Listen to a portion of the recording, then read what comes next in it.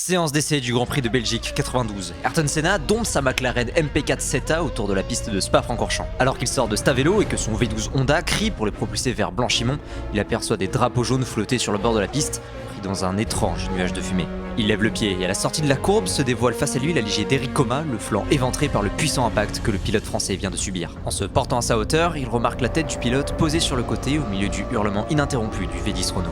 Ayrton n'a pas de doute, le pilote français est inconscient.